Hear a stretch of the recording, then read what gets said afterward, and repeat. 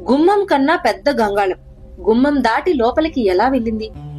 ఇది శ్రీముఖలింగం గుడిద్వారం ముందు జరిగిన ఒక అద్భుతం.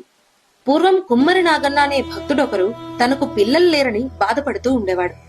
ఒకరోజు తనకు పిల్లలు పుడితే గంగాళం నిండా పాలు తీసుకొచ్చి అభిషేకం చేస్తాను అని మొక్కుకున్నాడు.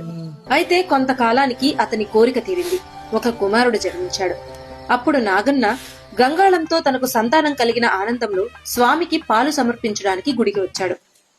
కాని ఆ పాత్ర గుడి ముఖద్వారం కంటే పెద్దది కావడంతో చుట్టూ ఉన్న భక్తులతో కలిసి ఎంత ప్రయత్నించినా దాన్ని లోపలికి తీసుకెళ్లలేకపోయారు.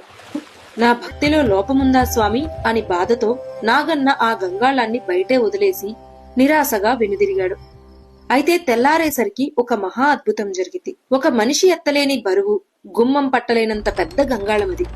తలుపులు తీయలేదు, గోడలు పగలగొట్టలేదు. అయినా అంత పెద్ద గంగాళం గర్భగుడిలో శివలింగం వెనుక ప్రత్యక్షమైంది. ఎవరు తీసుకెళ్లారో, ఎలా వెళ్ళిందో ఇప్పటికీ మిస్టరీగానే ఉంది. అందుకే ఇక్కడ సంతానం కోసం మొక్కుకుంటే తప్పక తీరుతుందని పాలు, బియ్యం, ధాన్యం, పండ్లు పోసి భక్తులు నమ్మకంతో మొక్కుకుని జరిగిన సంఘటనలు ఎన్నో. మీరు శివయ్య భక్తులైతే ఓం నమ శివాయ అని కామెంట్ చేయండి. ఇదే మన శ్రీకాకుళం శ్రీముఖలింగం మహత్యం. ఓం నమ శివాయ.